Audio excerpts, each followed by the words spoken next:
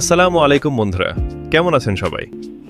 আজ আমরা কথা বলবো সবার প্রিয় ওয়েব সিরিজ স্কুল গ্যাংয়ের সিজন 3-এর 17তম এপিসোড নিয়ে।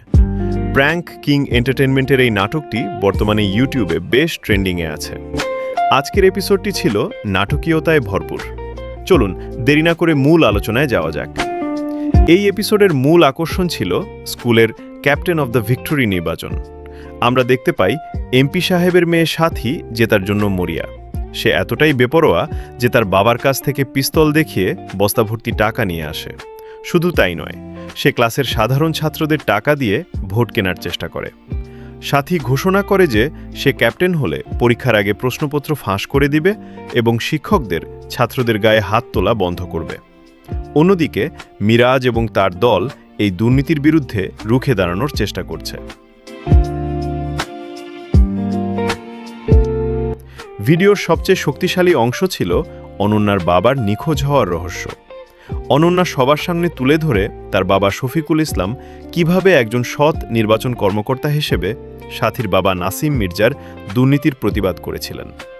ফ্ল্যাশব্যাকে দেখানো হয় সাথীর বাবার বাহিনী কিভাবে অনন্যার বাবাকে তুলে নিয়ে গিয়েছিল। এই অংশটি সত্যিই খুব আবেগঘন এবং বর্তমান সময়ের রাজনীতির এক নগ্ন বাস্তবতাকে তুলে ধরেছে। যারা স্কুল গ্যাং নিয়মিত দেখেন তারা অনন্যার কান্নার দৃশ্যে নিশ্চয়ই কিছুটা হলেও আবেগপ্রবণ হয়েছেন।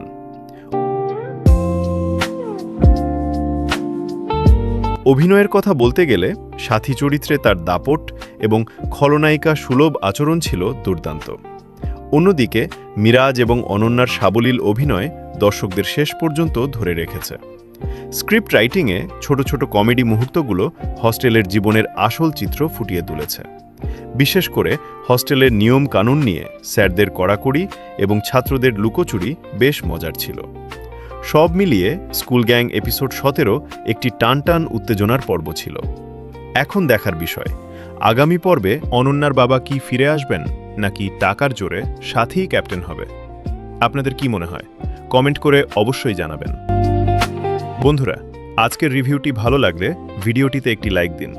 আর এই ধরনের আরও নাটকের রিভিউ ও আপডেট পেতে আমাদের চ্যানেলটি সাবস্ক্রাইব করে পাশে থাকা বেল আইকনটি ক্লিক করতে ভুলবেন না। দেখা হবে পরবর্তী ভিডিওতে। ধন্যবাদ।